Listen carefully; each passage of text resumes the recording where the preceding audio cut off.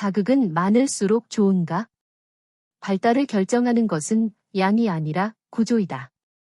아이의 발달을 이야기할 때 우리는 본능적으로 더 많은 자극을 떠올린다.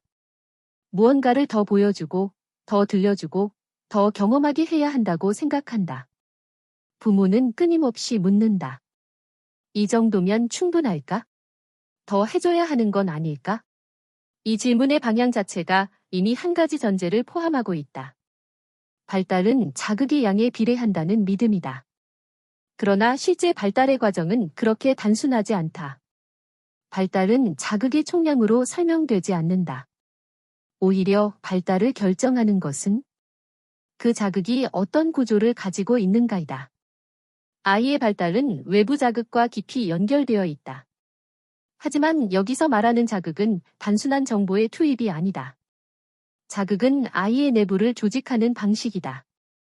세계가 어떻게 반복되고, 어떻게 연결되고, 어떻게 예측되는지를 몸으로 학습하게 만드는 과정이다. 그래서 발달에서 중요한 것은 얼마나 많이 주었는가가 아니라 어떤 방식으로 주어졌는가이다. 너무 적은 자극은 분명 문제를 만든다. 경험이 부족하면 패턴이 형성되지 않고 패턴이 없으면 의미도 만들어지지 않는다. 그러나 그 반대편 역시 안전하지 않다. 지나치게 많은 자극은 아이의 처리 능력을 넘어서는 순간 학습이 아니라 소음이 된다.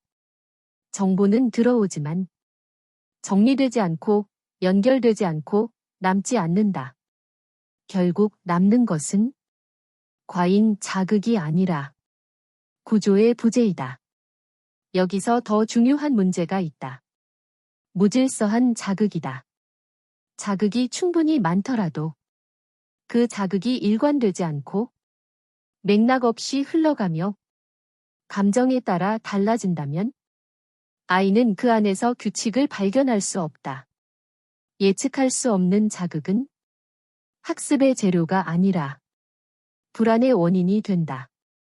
아이에게 필요한 자극은 사실 복잡하지 않다.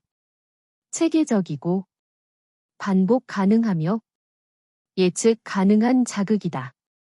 이 세 가지 조건이 충족될 때 자극은 단순한 경험을 넘어서 패턴으로 변환된다. 그리고 아이의 뇌는 이 패턴을 통해 세계를 이해하기 시작한다. 예를 들어 언어 발달이 지연된 아이를 생각해보자. 많은 경우 이 아이에게 더 많은 말을 들려주려고 한다. 더 많이 말하고, 더 빠르게 설명하고, 더 다양한 표현을 제공하려 한다. 하지만 언어는 양으로 쌓이지 않는다. 언어는 구조로 쌓인다. 명확한 문장, 반복되는 구조, 맥락 있는 지시, 행동과 연결된 표현, 일관된 반응, 그리고 기다림과 응답의 리듬. 이러한 요소들이 반복될 때 아이의 내부에는 하나의 질서가 형성된다. 소리와 의미가 연결되고 행동과 언어가 묵이며 상호작용의 흐름이 만들어진다. 그때 비로소 언어는 단순한 소리가 아니라 세계를 이해하는 체계로 작동하기 시작한다. 언어는 정보 전달의 도구가 아니라 삶을 조직하는 코드가 된다. 반대로 자극이 파편적이고 즉흥적이며 감정적으로 주어진다면 아이는 외부 세계를 구조로 배우지 못한다.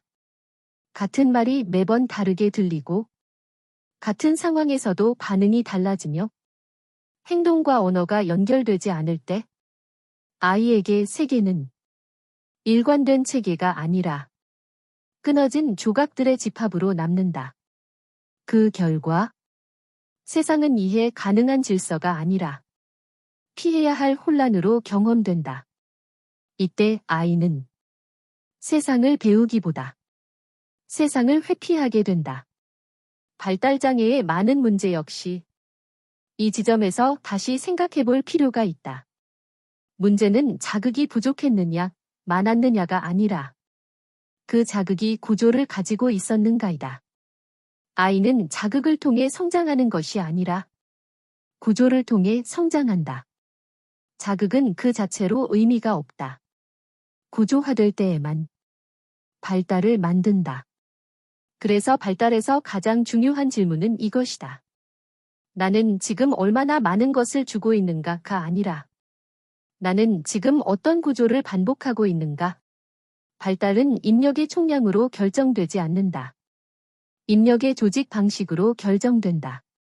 그리고 그 구조는 아이의 뇌가 아니라 환경이 먼저 만든다.